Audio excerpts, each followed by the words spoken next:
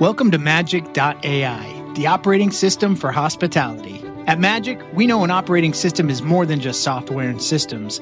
It's about people, because hospitality is nothing without them. So supporting the hospitality community is our number one goal. I think there needs to be more of a support system. Like, you have to love this business and you have to love every aspect of it, including sharing tribal knowledge on what is successful and also tribal knowledge of what is a failure. Founded by lifelong experts, we're building the place where everyone in hospitality, from seasoned pros to first-timers, can gather, share, and grow together. Plus, we're crafting scalable tools and AI-supported software to boost your business. Dive into our vibrant community platform packed with meaningful conversations and robust tools and templates designed just for you. Need more? Our custom software solutions have got you covered. From recruiting and staffing to digital playbooks and dashboards, we're working on building a unique hub of resources unlike any other. Magic is your single point of origin for important conversations, accessible tools, valuable insights, and more. Join us at magic.ai. The evolution of hospitality is here. You have to start with one. And if that's a food truck, you start with a food truck. But you start with one. You have to have a proof of concept. There is an enormous wall of I don't believe you that you have to climb over. Not the person with the money. You as an artist or you as a business person have to climb over that wall of I don't believe you. 28-year Food Network veteran Tyler Florence has captivated millions of viewers on numerous hit shows, including Emmy-nominated Tyler's Ultimate and The Great Food Truck Race, now in its 17th season, among many others. His reach and influence extends well beyond his cooking shows, as he has authored 17 cookbooks, including his new book, American Grill. He has built an ever-expanding business empire across many platforms and is a proud graduate of Johnson Wales University and honored to be a two-time James Beard Award nominee for Best Chef West Coast. His highly acclaimed San Francisco restaurant, Miller & Lux, was recently named Best Steakhouse in the Bay Area by San Francisco Magazine and is located in the Chase Arena, home of the Golden State Warriors. In 2017, Tyler created a full-stack production company, Monarch Collective. His debut film, Uncrushable, a documentary about the Northern California wildfires, was the catalyst for the company. I think if you could create one that I could use on my tablet, use on my phone, I want to check my reservations. I want to check how much money we made tonight. I want to check the weather forecasts. I want to be able to post from our Instagram page through that as well. And I want to be able to communicate with my staff with something. So it's all one big system.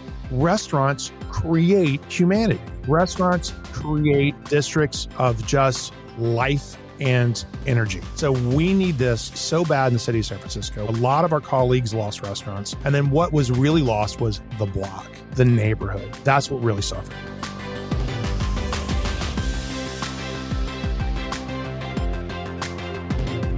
I think if you love hospitality, it just takes over your life. Like, you have to love this business and you have to love every aspect of it, including sharing tribal knowledge on what is successful and also tribal knowledge of what is a failure to 100%. Other people in your industry. You just have to do that. And so gosh, and I'd have to pull my phone out, but there's probably 24 chefs that are like, hey man, and I'm 53. So I've been around the block a couple of times. And so like, hey, I'm starting this new restaurant project. I'm like chefs in Los Angeles, chefs in Paris, chefs in New York, and like just really good, super talented chefs that just haven't had that experience level yet. And I think for every mile of road you lay, there's 2 miles of ditch on either side of that road. Yeah. And so I think it's up to us in the industry to make sure that we can lay a path to success, bring up potential pitfalls for failure, and create a healthy restaurant community. Because there is really no place to learn this information. Like, I went to business school. I went to Johnson Wales University. I have a degree in hotel restaurant management. So some of this stuff is just kind of like, this might be a little training on my end, but nothing can prepare you for the successes and failures of restaurants other than just doing it. And they're they can be very expensive life lessons. But I enjoy it so much, and I enjoy the knowledge. I enjoy exactly where we are right now. And every day you just want to win today's game. Today's game, we're going to win. Okay. Like last night, even last night, the restaurant, we didn't win last night. Right. Like on a Monday What night. happened? Well, I mean, it's like, so, okay. So I had a doctor's appointment late, and then we had two 20 tops come in. And then we had about 90 people on the books for a Monday. It was pretty good. And then I roll in, and we had a couple of VIPs that I want to come and say hi to anyway. So our chef is on vacation. Our lead broiler guy broke his arm. Two other people called in sick. A floor manager called in sick. And all of a sudden I get there, and we have 90 skeleton crew. There's 4 people on the line. Oh my God. 4 people on the line. Yeah, welcome manager, to food service. Yep. Yep. And then there's two captains on the floor. And I walk in, I'm like, what the fuck is fucking going on here? To myself. I don't yell, right? and then all of a sudden I start walking in, and I'm like, oh my God. And so like I had to roll up my sleeves and get on the line.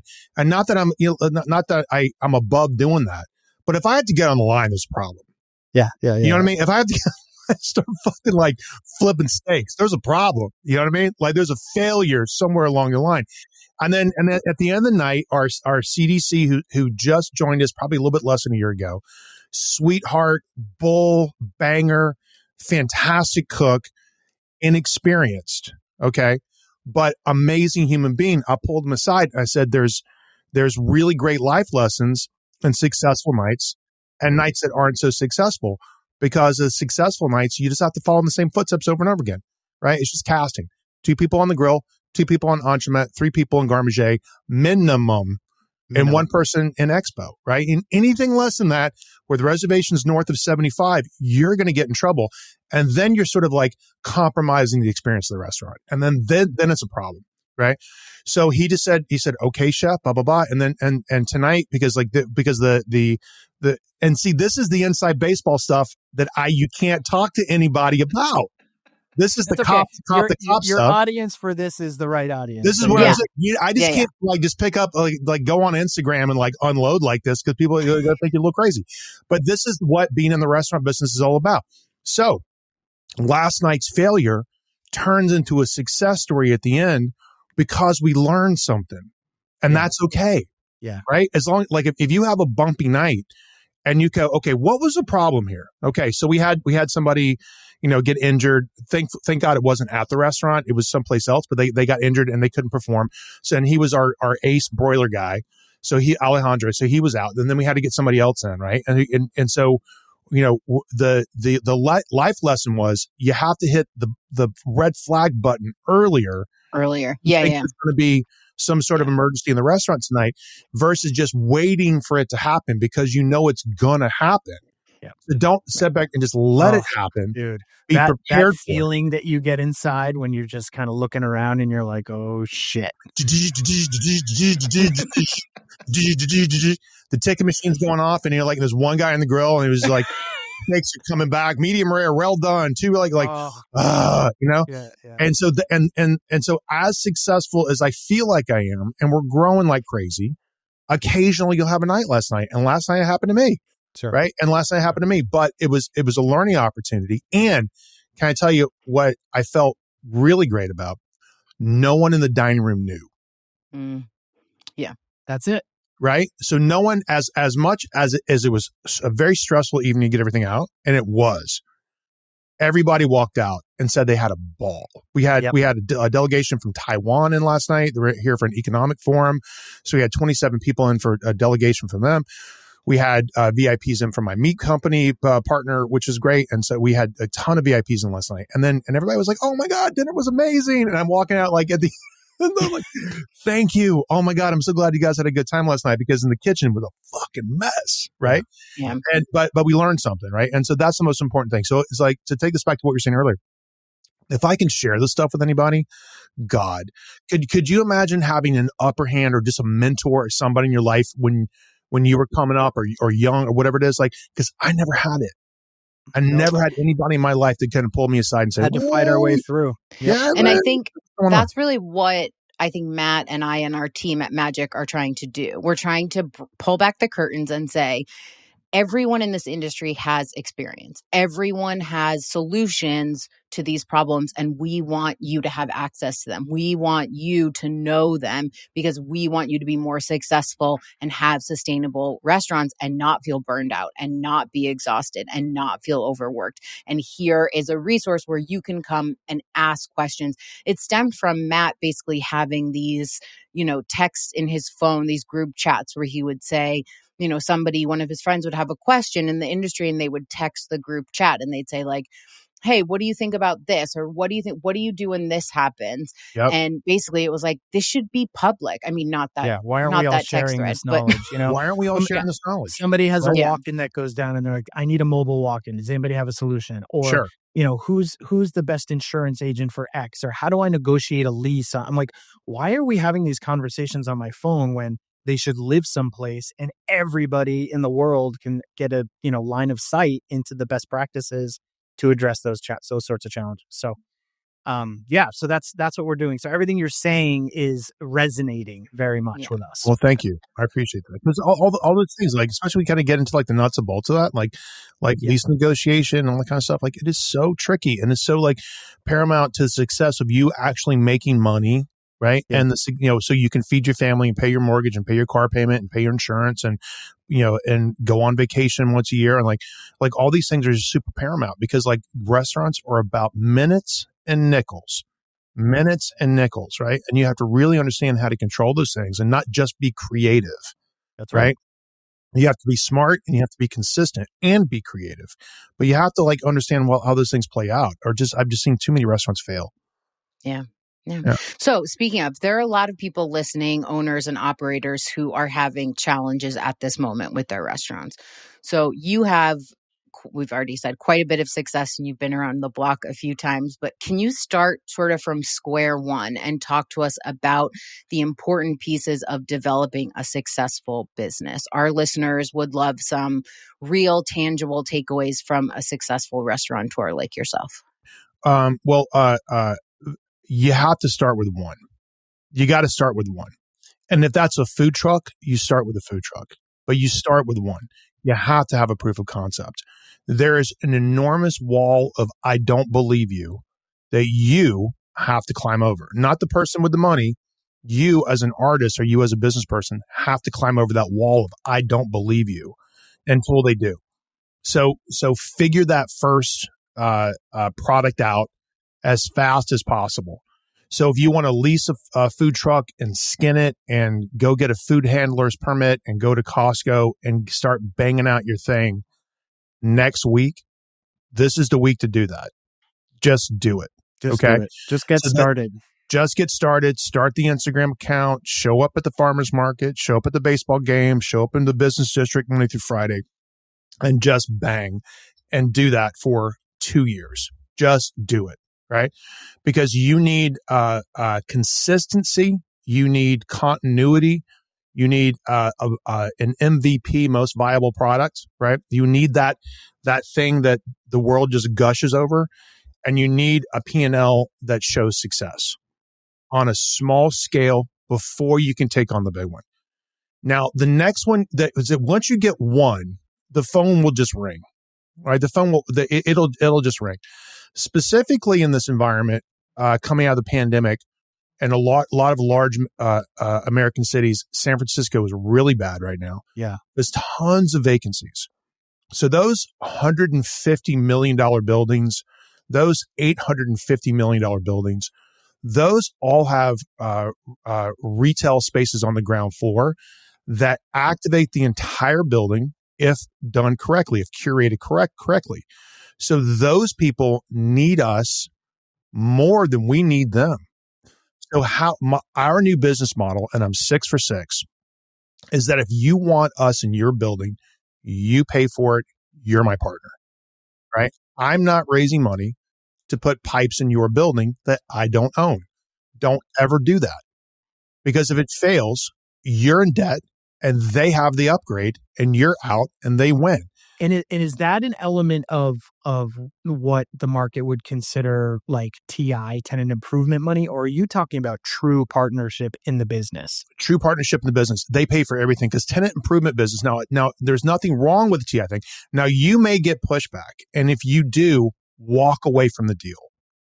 If they just say, because like there's like 2 other deals, I think we have 6 restaurants that are all kind of like in process right now, and 3 of them on their own 1 yard line, and 3 of them are sort of like fishing expeditions. Either we reach out or they reach out, but it's sort of like kind of feeling each other out. And most of the deals take about 6 months to work out, right? Sometimes we can get done quicker, but most of them take about 6 months. So you have to have a good lawyer, right, that understands how to negotiate these leases for you. Don't try to do it yourself. You're going to look like a rookie, right? Or you're going to get hosed, right? Yeah. Most importantly, right? And so talk about that team that you put around yourself to be able to execute multiple concepts. I mean, obviously you started with one, but as you grew, you surrounded yourself with expert domains that would promote your brand and support your vision, right? All right, let's start from the scratch. Okay, so I'm in the shower and I'm thinking to myself, oh my God, this is an amazing idea for a restaurant. Or I'm driving the car and this like burst of inspiration hits me. I'm like, oh, that's a fucking banger. Yeah. Right. So then the next thing I do, honestly, right, and I'm going from scratch from an idea standpoint, is I journal. Okay, I do this every day. I write down ideas, right, and so I never let a good idea just vaporize, right? So me journaling, this book turns into money every year, okay? And everybody's got a big stack of moleskins, so that's the first thing you do. If you have a really good idea for a concept, write it down, okay? Now, the next thing I do is we play this little game called Naming the Baby, right? Because you got to be really careful, because if you name a baby something stupid, that kid's going to get made fun of in the 3rd grade. You got to be, what rhymes with whatever. Yeah, you know what I mean? Set the identity, and it's got to be a real name. It can't be a silly name that doesn't mean anything with too many vowels. It's got to be a real name that really means something. Okay.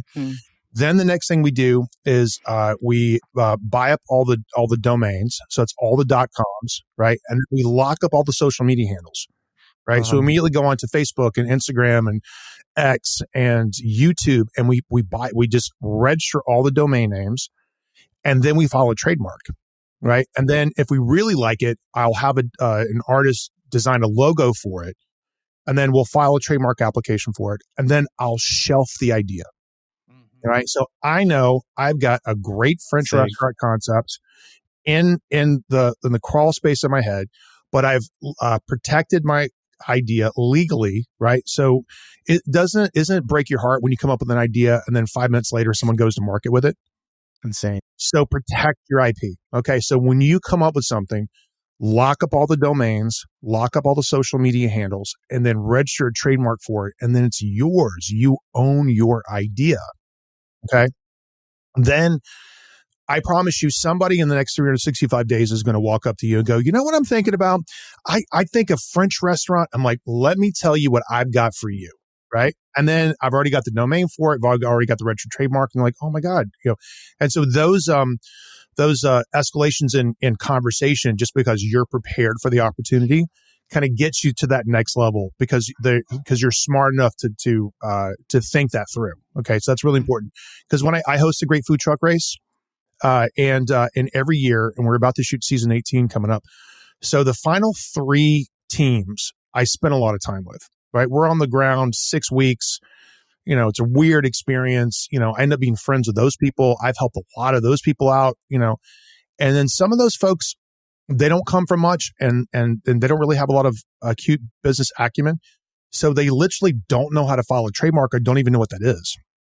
Or did they even Google the name of the restaurant to see if anybody else had it? Right. And these things, it's like, aren't that sweet, bro? That's so cute. That's so cute. Let's clean this up so somebody actually takes you seriously. Don't ever present an idea to an investor if you haven't Googled the name. If you don't ever pitch somebody unless you own the trademark for it, don't do this stuff, because it'll be really embarrassing if you have to go back later and say, oh, somebody in Canada has a global trademark for this. And now we got to change the name. Right. And they're like, what? It's a dummy move. Okay. So now we have so now we protected our trademark. Right. So then you just shelf these things. Now, so that's my creative process for harnessing my ideas. Okay. Uh-huh. Now, the next thing you have to have somebody in, and you can buy this by the pound. You don't have to have a full-time employee, right? You have to have really good accounting. Okay. You have to have really good hospitality accounting from the start. From the start. So there has to be somebody that it has an objective of view of what's happening, that will call you out if you need to be called out, to tighten stuff up if need be, and somebody who can control the money. Okay. So we have a full accounting team. Like I have a full CFO, plus we have a backup accounting team that handles all of our accounts payable and billing. So, and then also my chief of staff, right? So I have people that just watch this stuff every single day, right? Because you never want any surprises. You never want to go like, fuck, we're out of money, right? You could say, I'm going to be out of money in 3 months and know it. And then, because that's real, right? And that's happened to me 100 times, right? But you never wanted to not know that you don't have any money, right? So you have to be on top of it. You have to be financially literate inside your company and curious and look at the bank balances every day. Yep. You have to obsess with that. Okay. Cash flow, really important. Cash flow. That's exactly right. Okay. So, and then having a partner, and even if they're not a full partner, if they're a general manager plus, or somebody gets a bonus, or somebody's tied to your mutual success, is paramount. You can't go at it alone. You just can't. You have to have a partner, right? Because there needs to be somebody you can lean on, that can rely on you, and you can rely on them, and then you guys are doing this together, right? So that's critical too, right? And then that can take any formulation. It could be a thought partner, it could be an operational partner, it could be a financial partner, right? I mean, you're talking about the synergy of finding somebody who can share your vision and execute. Yeah. Now, financial partners, and like, okay, so I'm going to talk about sort of the structure of just like the company, and then we're going to go on a mission and open a restaurant. Okay. So like, it's really important that you, inside your IP circle of your brand identity, and there may be, multiple restaurants inside that brand identity, but the brand identity is you. And inside your partner, inside your business with your company, you need to have somebody who's a chief operating officer, somebody who's the execution person. So you're not yelling out the window. Uh-huh. Okay. So yelling out the window means like, how come we're not doing this today? And like, literally, no one's there to do this. Yeah. Like, there's no one. Oh, wait, that's me. Yeah. Right. And it can't be you, because, and it can't be you 100% of the time. It can be you 75 to 80% of the time, but it can't be you, because you have to have space in your life to be a human being, to be a good husband or wife, and a good parent. You have to. So there has to be another person in your world that can balance it out and make sure that the wheels are going to stay on the bus. Yep. If you have to peel off and just go be a human being for a day, a week, right? So that's paramount. So that's how I structure my company, right? And so sometimes the characters will come and go, but you have to have a really good financial person, and you have to have a really good operations person, and then you can scale. Okay. And you have to build your business to scale from the very beginning, right? What does that mean? Well, one restaurant will suck the marrow out of your bones, right? You need to build your business for scalability from the very beginning. Okay. So if you are building a restaurant that is based on my creativity today of me going to the farmer's market, you'll never replicate that. Okay. So it's got to be something that's across the board. I think it's like the big three: steak, sushi, Italian, right? Yeah. Right. So it's got to be a concept that most people can get their head around. Like California farm to table. I don't even know what that means, to be honest with you, right? Of course we got it at the farm, and of course we're going to serve it on a table. Right. It's implied. It's implied. Yeah. Right. But if you're going to build something that's unscalable, right? So me and my creativity, and it's a multi-course degustation menu that I'm going to write tonight, and I'm cooking tonight, and I'm serving tonight. You're basically buying yourself a job, and you can't scale that because there's no two of you. Okay? I did that for 12 years. Right. So now I've built a steakhouse. right? And so the success of San Francisco and Hawaii is that the menu is the same. Sure. It's the same recipes and the same menu, right? So then all of a sudden, it's like the truffle mac and cheese is the truffle mac and cheese. Our steaks are the same steaks, right? So I was just in South Dakota 2 weeks ago going to take a look at our ranching partner, Dim Coda, who's doing a masterful job of helping us scale, right? So it's Black Angus Prime Plus cattle, spectacular marbling. They graze on the ancient grasslands that the American buffalo roamed on for millions of years, finished on corn and barley, spectacular marbling. The 45-day dry age is our secret sauce on top of those steaks. That's where you can't replicate our stuff. 45 days is hard. So that and that product is scalable, right? So now we have a signature product that nobody else can get their hands on. But my point is saying that it's got to be something that you can say, okay, I'm doing one to do five. Yeah. Mm-hmm. I'm going to build a restaurant that's popular, okay? Not thought-provoking necessarily, because nobody gives a shit, Sure. right? It's got to be... Delivers value, is delicious, has great hospitality wrapped around it. Yeah. It creates an experience that people won't forget. And it's fun.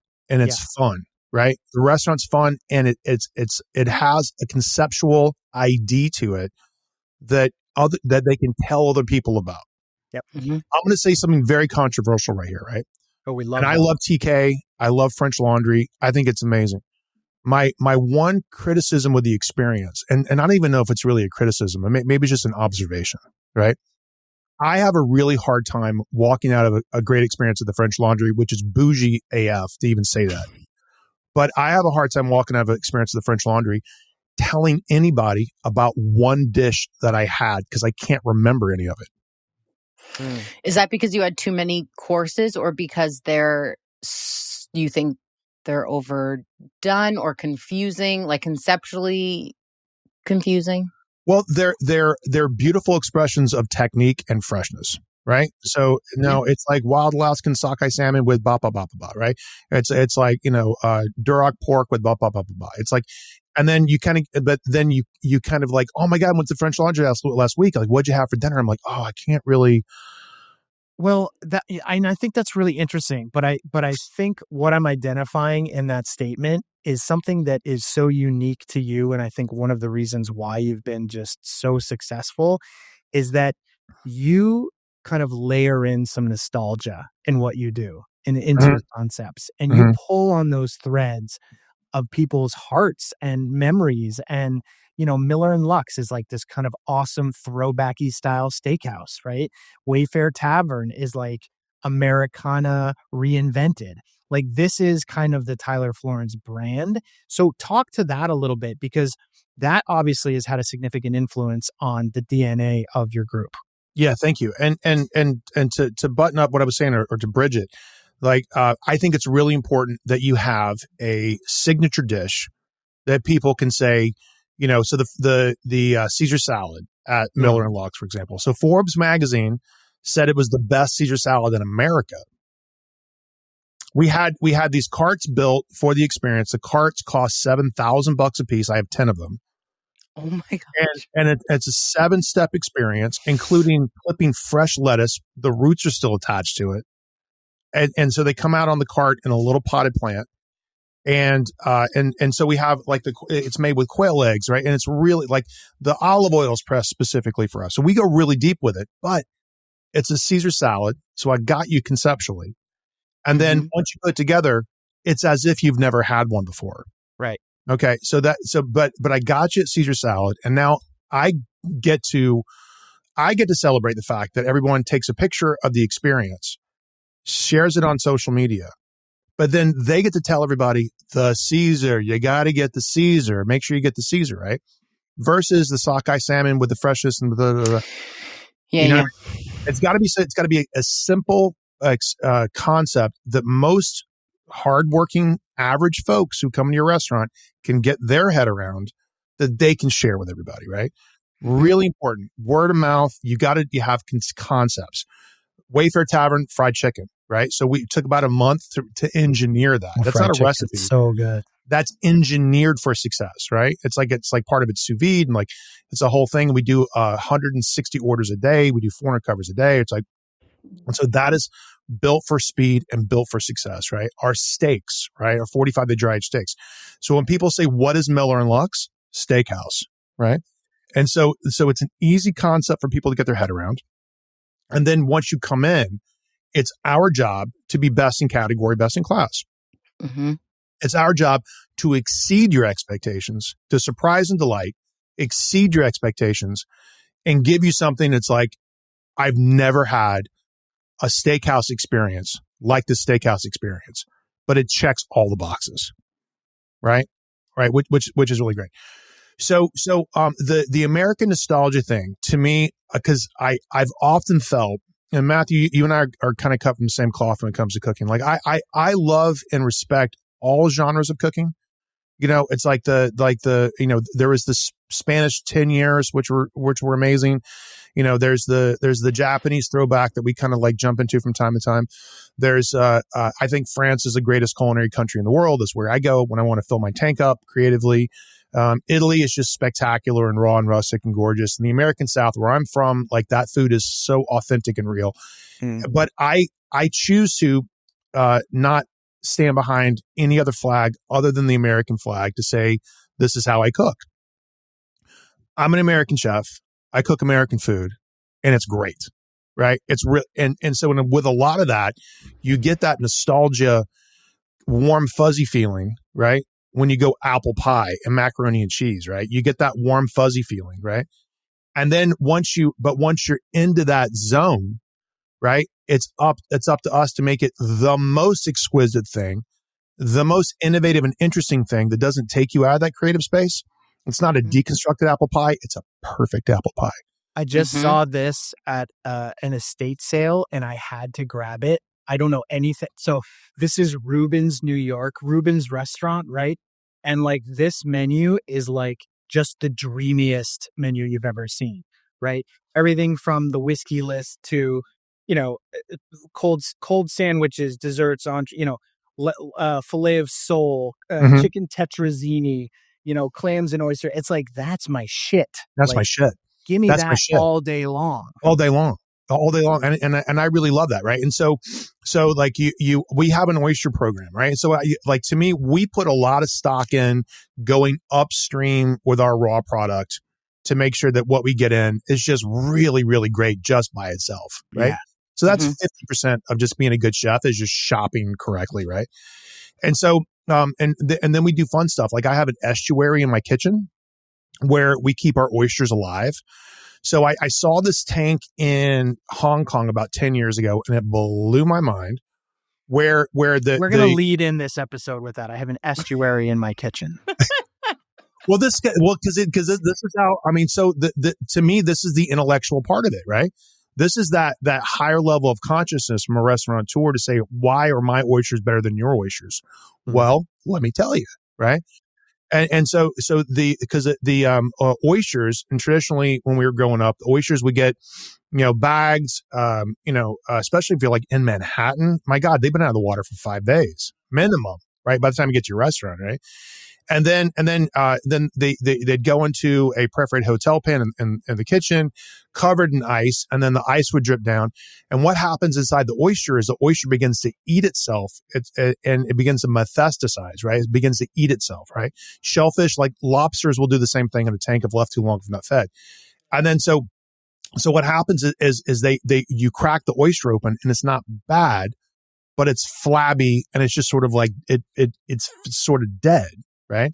Mm-hmm. Where our oysters, so we have an estuary where it's pH balanced and salinated to match the ocean, and it's about 37 degrees, right? So it rains on top of the oysters, and the oysters still think they're in an estuary, and they're alive. That's insane. And you'll watch the shell kind of crack open a little bit, and we've done like little tester pans, and we've kept them alive for 45 days. And then you crack them open, and you get this fresh oyster that's plump, that like you've never had an oyster before. And that's our edge. That unless you want to go, like I hand built this thing with a lobster company in Boston that made this company for me, and we're gonna start making them and then putting them in all of our restaurants. It's a super fun thing that people walk in the kitchen and get a tour with and see it like, holy shit, what is that? Great conversation for our service staff with our guests, and then the proof is in the pudding. You pop that oyster, and it's as if you just pulled it out of the water. Yep. And it's crazy, and it's alive and plump and fresh and big and like juicy and like. You're making me want oysters right now. I know, right? Yeah. And so that's the kind of work that we put in all this stuff. Now, when you walk into my restaurant, oh, it's a steakhouse, right? Is it? There's a magic trick in every dish. Yeah. There's magic trick. Dig a couple layers deeper. Yeah, there's a magic trick in every single dish that's going to delight and surprise you 5, 6, 7 times while you're having dinner with me, right? Every popover, you pop it open, there's a burst of steam every time, right? And so these are these things that are like, holy shit, and like, holy shit. And so that to me is where you have a dinner experience that you'll never forget. And that's the kind of energy and thought you have to putting, not to like, I'm going to turn the culinary world on its ear, right? I'm going to give them something new to think about. I'm going to be like, God bless you. I love that. I think, walk into a restaurant and seeing like 12 guys, with like twisty little mustaches folding over a Heath bowl with, some cured fish and combi with microgreens and they all take a picture of it and it gets served to you like, and that times 12 courses. I love that stuff. I think it's great. Those restaurants close every year. They just close because like it's fashion, right? It's like this year sort of like nibble, and they'll go once and never go back. I want you to celebrate your birthday in my restaurant every year. Yeah. I want you to come. I want this to be this thing that you just never forget and you come back all the time because it just hits different. It just hits different from an experience standpoint. Yep. I love that. So this is sort of a pivot. One of your restaurants is at SFO Airport. Uh-huh. How did you take your methodology and approach and your commitment to excellent food and excellent hospitality and bring it to a new setting like an airport? So and that idea has evolved, which is wonderful, and it's okay, right? So that started off as honestly as a restaurant that I had in Napa called Rotisserie and Wine. And it was awesome. I wanted to have a restaurant, a country restaurant that had that perfected the world's greatest roasted chicken, right? And we were about 10 years ahead of the schedule with downtown Napa's renovation. I mean, the restaurant closed in a year. And if you haven't been humbled by closing a restaurant, you haven't lived in the restaurant business, right? So I've closed a few. It's not fun, but that one closed. But the fun thing about that is we did a vertical with that. So we had Rotisserie and Wine in Napa, and then we did one at the airport, right? So to get an airport deal, you have to contact what's called a grand concessionaire, okay? And just Google that, grand concessionaire. And there's not a lot of them. No, it's a very consolidated business, right? Very consolidated business. So try to get one in your local airport first because you can go visit, right? You can actually go be a part of it. It's always going to be a licensing deal. They're going to own the concept, and then they're going to pay you a royalty for it, which is fine.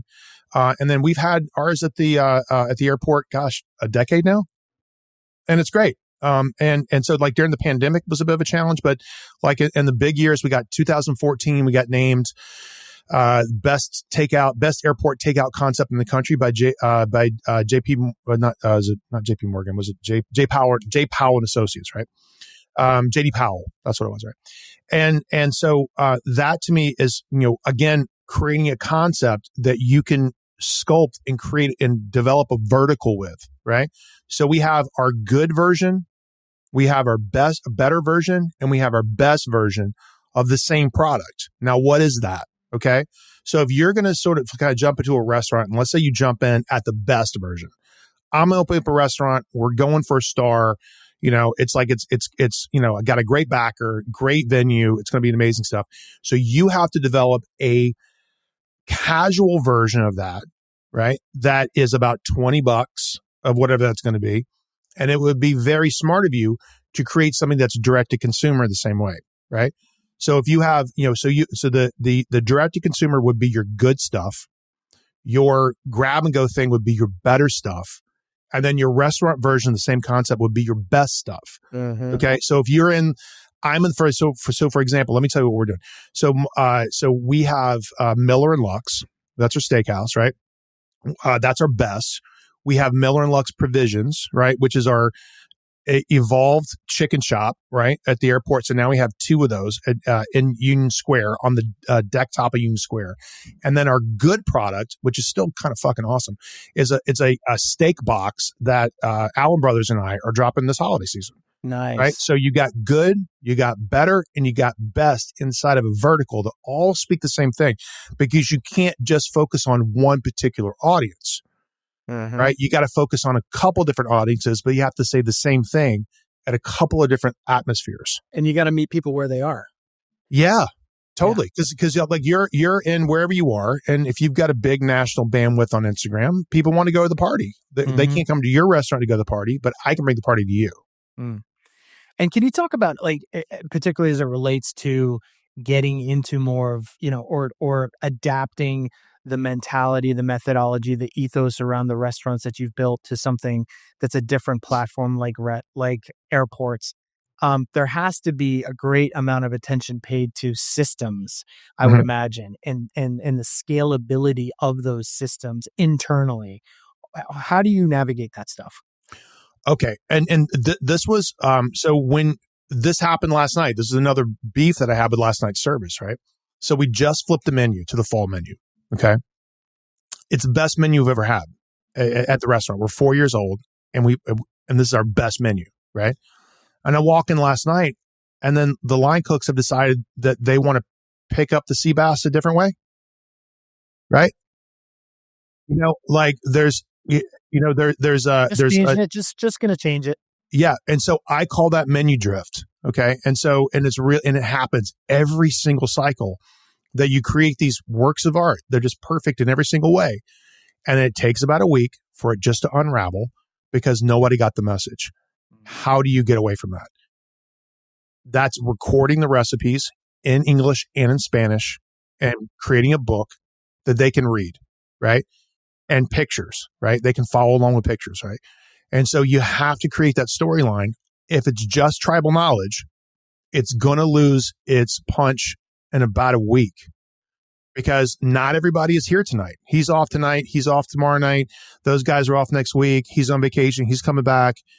And then it'll take you a month for everybody to get the message, right? So then you have to have a great CDC and you have to have, when you create recipes, they have to be well documented, written in English and in Spanish, and you have to have step-by-step pictures of it. That's how you scale to an airport. Okay. So you simplify your thing and go, okay, we're going to do rotisserie chicken. I'm going to do the hard part of finding a really good chicken that has nice fat content from the very beginning. So I know the chicken's going to be juicy. Let's perfect the recipe for the brine. Okay. And then it's an ongoing training thing that because you do get, 10% of a flux of people just kind of coming and going all the time. So you have to commit to the follow through, right? And it's sort of like this thing where you just got to say at them and on them and at them and on them in a very, very loving way. But it's part of the ongoing maintenance of making sure that your food is good and it stays good. And so when you get to a recipe or a restaurant opportunity at the airport, you're going to walk in and write the menu, right? You're going to develop all the brand identity. They're going to design the space. They're going to own it. They're going to pay you a royalty. You have to, with a super high level meticulous detail, write the recipes in English and in Spanish. You're going to take really, really good pictures and you're going to create a recipe Bible that lives on the shelf inside these restaurants. So that way, when you roll in, there's no excuse, right? It's like you roll in for, like a monthly visit or, whatever it is.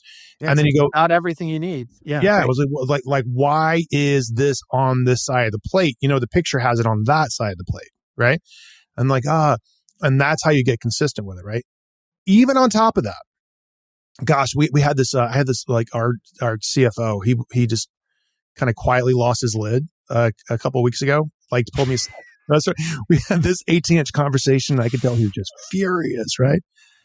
And he was like, God, I've told him that 10 times. I've told them that 10 times. I'm like, you know what? You're going to have to tell them 11. Yeah. You're going to have to tell them 12. You're going to have to tell them 15. And you got to look him in the eye with a calm smile on your face as if you've never said it. And you're going to say it to him 15 times. And it comes with the territory. It's called growth. And this is the restaurant business. And we love our people. And that's it. Right. So you have to create a foolproof recipe guide that comes along with your ideas. Record your ideas with a meticulous level of detail. This is not you living in your brain. This is you getting your information out of your brain in a way that you can share with people. And that's called growth. And that's called leadership in the kitchen, honestly. So I want to pivot for a second, if we can, talk a little bit about technology, because this is a space, especially within hospitality, that has been through continuous evolution. Can you talk a little bit about the technologies that you employ within the group and identify some that maybe bring the most value to you? And also, kind of on the backside of that, what's missing from the technology landscape in hospitality as you see it? So OpenAI, ChatGPT, is our new neighbor at the Chase Center. And I'm really excited because during the I know, super excited. Oh, let's fucking go. And so during the pandemic, Uber's worldwide headquarters are in the 4 towers in front of the Chase Center. So there was supposed to be 6,000 people there that work there every single day. And so they consolidated. Everybody works from home. So we've been kind of empty for a while now. And I'm so happy that OpenAI moved in next door, right? So they've been kind of rolling in. I had a conversation with one of the executives the other night because she asked me, how can artificial intelligence help you? And I'm like, well, let me tell you. Because it's so frustrating, right? So we use a point of sale system, right? We use a reservation system. We use an inventory management system. We use an accounts payable system. We use a Slack, it's called 7 Shifts, right? We use an open conversation chat portal with all of our associates. So they kind of log in. That's how they get the new, spiel for the dishes and the new recipes and the new pictures and everything. And that's how people, apply for days off and that kind of stuff for special requests. And so we use, no kidding, probably 5 or 6 different applications, and none of them speak to each other. Right. So OpenTable doesn't talk to Toast, right? Toast doesn't talk to Kitchen Sink. Kitchen Sink doesn't talk to OpenTable. And then so Kitchen Sink is our inventory management system. And so I think, and I hope you guys can do it, whoever can come up with the super program. Right. And even with OpenTable, all these things kind of come with such caveats. I don't think it's my responsibility to pay for reservations. I think it's the guest's responsibility. Why are you charging me $1 reservation? I don't want to do that. So if you wrote a really great program and gave me the carrot to switch, just say reservations are free for restaurants. Bang. I'd switch tomorrow. Right. I'd switch all my restaurants tomorrow because I think the burden lies on not the supply side, but on the demand side. If you want that reservation, you charges you $1 to make that reservation, and we get it for free. And we get your email information on top of that because that's another firewall with OpenTable. Capture. Yep. Yeah, because now we've had well over 1 million people have come to the restaurant. 1 million people, right? And then we can't send them an email and say, thank you for coming in. That is crazy. And that's fucking crazy. So we can send you a message through OpenTable and say, listen, hey, check your notifications inside OpenTable because we want to say thank you for coming in, because they want to own the rails of the communication between the diners and the restaurants. But if we want to send out a newsletter, we have to send out a newsletter through the OpenTable network. We can't just send an OpenTable through MailChimp or something, right? We have to send out. So that's a very frustrating situation. Toast is okay, right? I think I think it's as good as it gets right now. And I love them. I think they're really great. I don't want to talk shit about them because they're super helpful for us. They're based in San Francisco and they're always kind of available for us. But it's not a perfect system, right? There's Kitchen Sink. So there's a bunch of them that we kind of work with. So I think if you could create one that I could use on my tablet, use on my phone, I want to check my reservations. I want to check how much money we made tonight. I want to check the weather forecast. I want to check I want to be able to post from our Instagram page through that as well. And I want to be able to communicate with my staff with something. So it's all one big system. Yep. 100%. I love it. That would be incredible. Wouldn't it be great? Sure would. Nod, nod, this wink, is- wink. Yeah, that's what I'm saying. So now you got so this is the case study for innovation, right? So you consolidate an industry, right? The way Airbnb consolidated hotels, the way Uber consolidated transportation. So you guys just consolidate the hospitality POS system and make it really smart and universal. And now I think with artificial intelligence, you could do that because you could have these, the algorithms speak to other fractions of the whole thing and ultimately, produce more information that you can react to in real time to make smarter decisions. So you are very involved. You talked at the beginning of supporting the hospitality industry and have been at the forefront of championing the importance of the hospitality industry as a community pillar.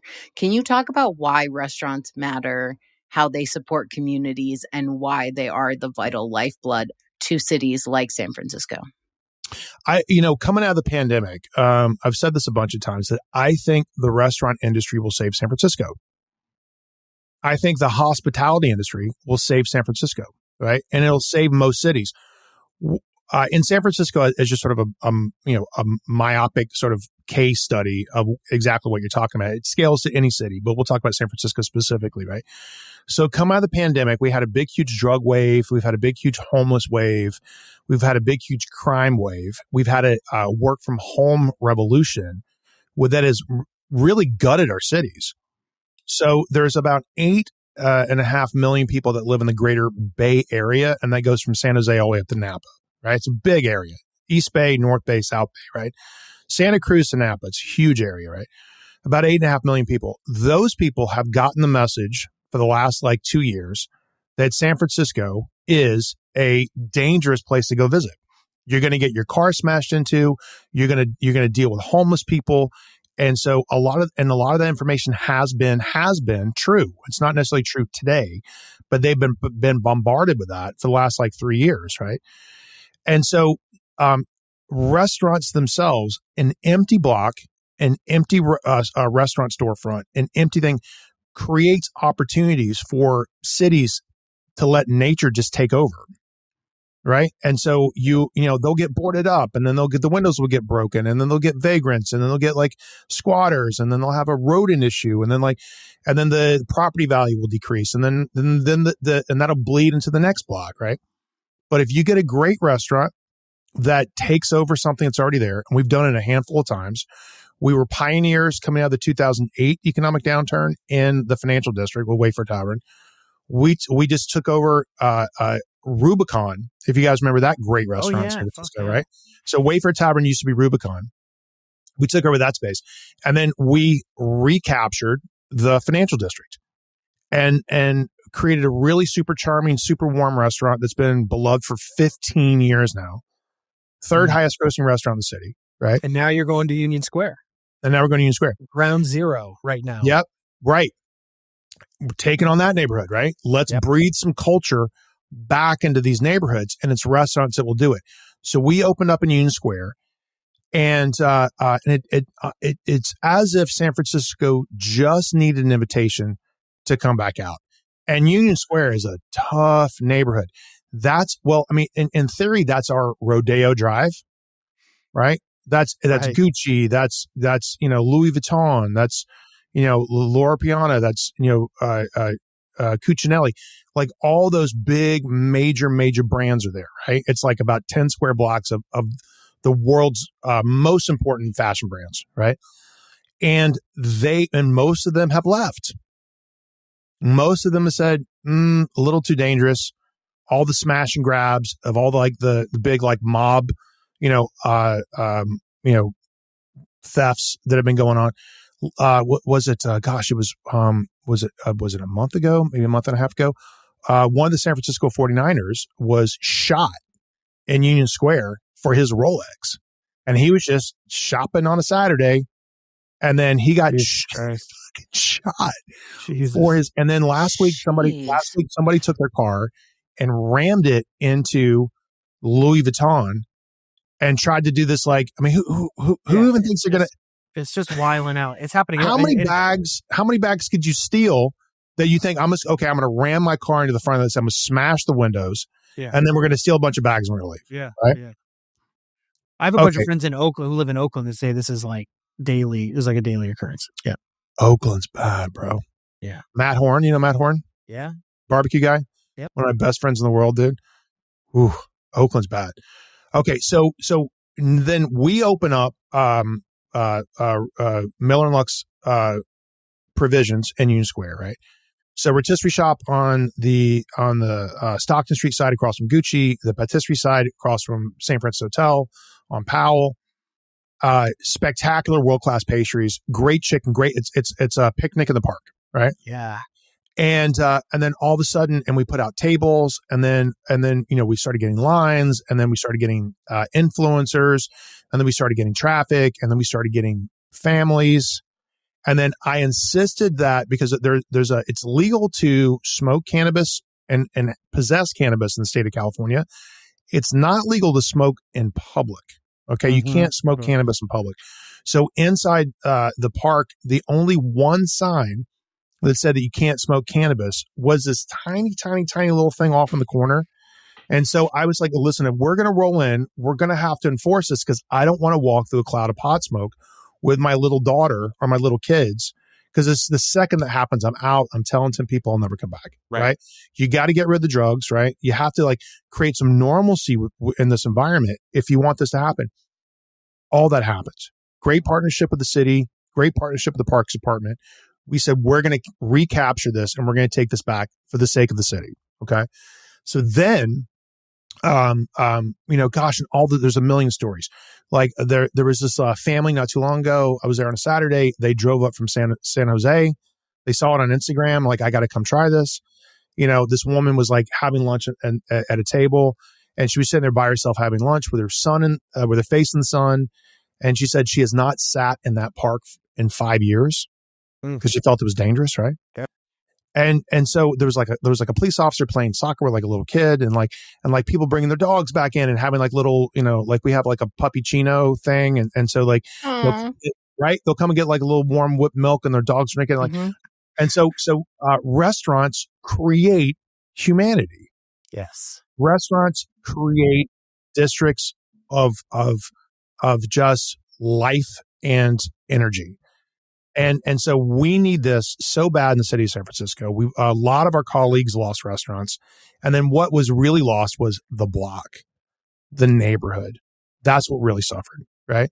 And so I think that restaurants are such an important dynamic and then there's the tourism equation, right? There's the tourism thing, right? So if the restaurants are really great and a buyer who wants to come in with their 40,000, constituency group to have their big conference in your city, it's really important for them that their members have a great dining experience, and the hotels are great, right?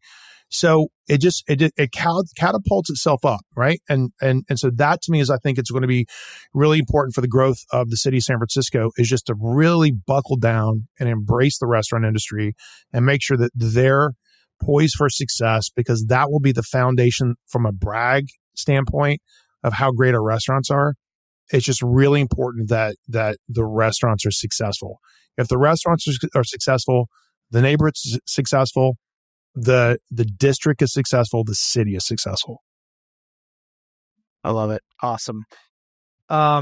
Good luck. I mean, it's amazing. When I heard the announcement that you were going in there and shaking things up and bringing, your quality and your focus on product and service and hospitality to Union Square in a time of where it really just needs it, I was like, holy shit. Like, it was very profound. So thank you. I look forward to watching that unfold.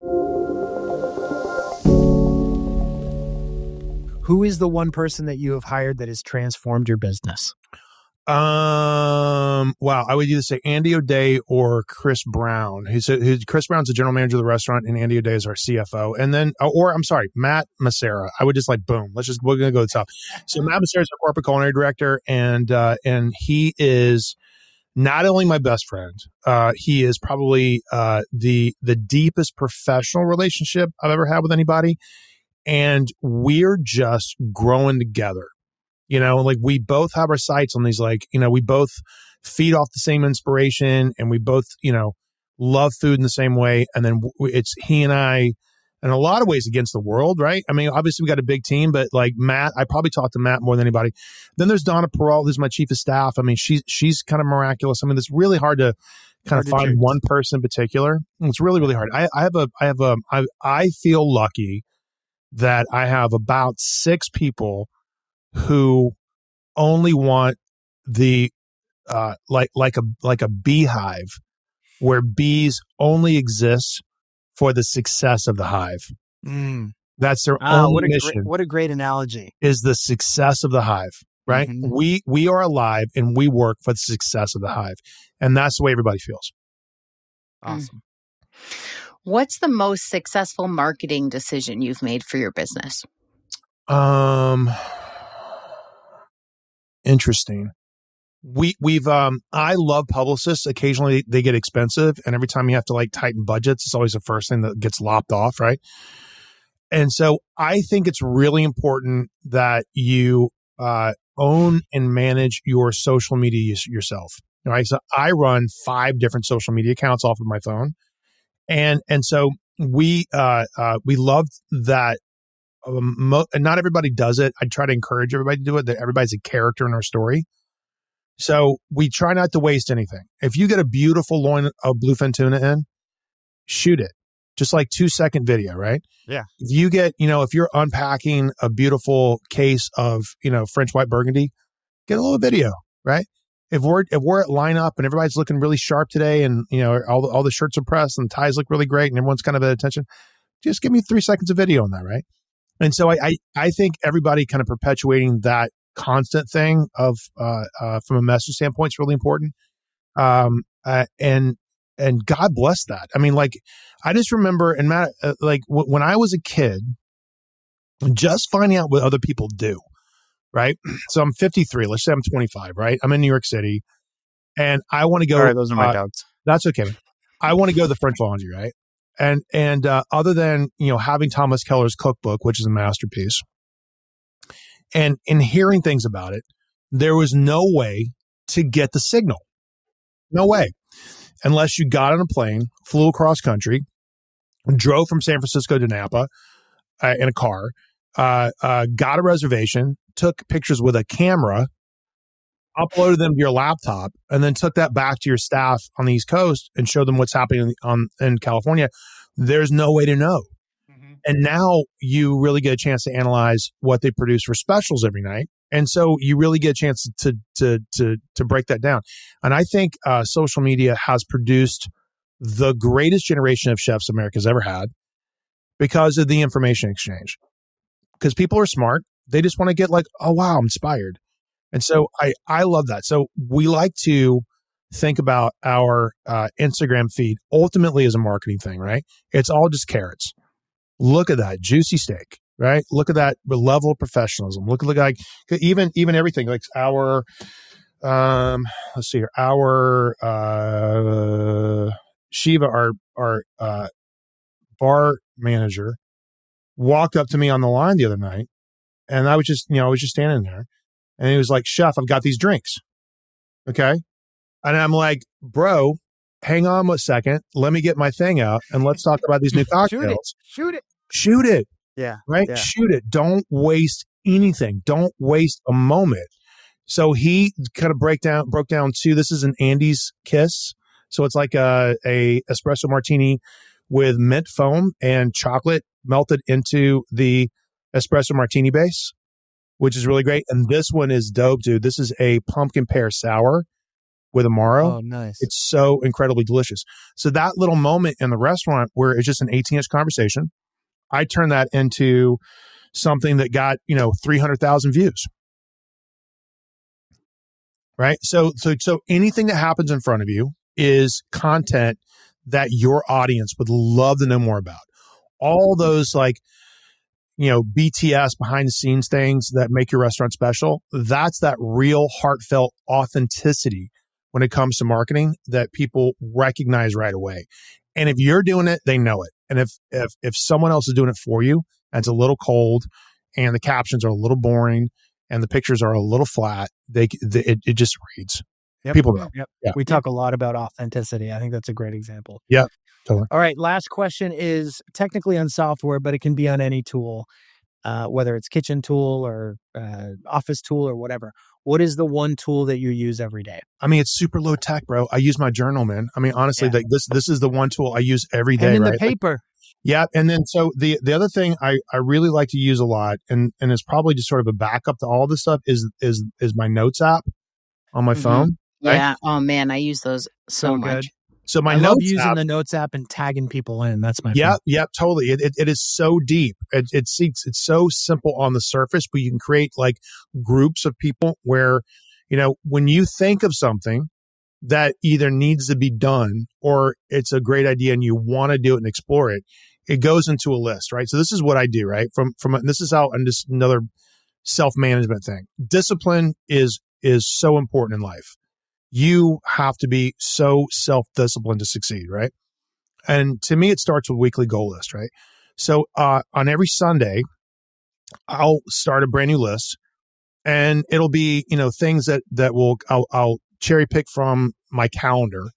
I'll write down things that I personally want to accomplish, even if it's like washing my motorcycle, right? It's like or if it's like I've got a meeting with NASA or whatever, like anything, right? It goes on a list, right? And then if I don't accomplish those goals, they go on to next week's list, but I never not do them. Okay. And I haven't missed a week in 2 years. Right. And so to answer your question, I think my notes app is probably the reason I feel like I'm so not necessarily successful, but just activated.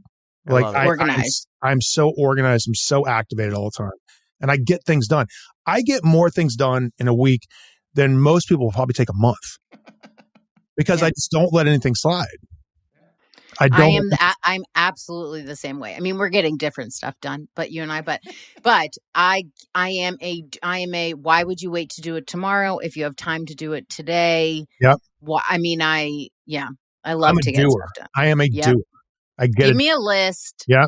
I'm on it. Speaking of motorcycles, when are we going riding? Bro, when you come to California, man. So I just pulled my Ducati out. I just walked because it's like it started raining. The weather's amazing here, right? I love West Coast. I love West Coasters. I just pulled my Ducati away. It started raining. Well, because the weather's getting bad here. or our winter's getting a little rainy, but I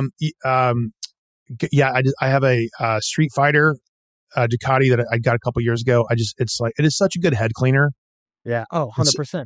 I was just talking with a friend yesterday about how being on a motorcycle, honestly, is the best head time that I ever get, period. Yeah, totally. That's how I feel on skis. Same thing. Every limb, right? Your arms and your legs and your brain You're engaged. are all doing something that's a bit challenging, and it's just you, and nobody can get to you. Yep. And I love it. Nobody can touch you. It's so good. It's a good space to be in.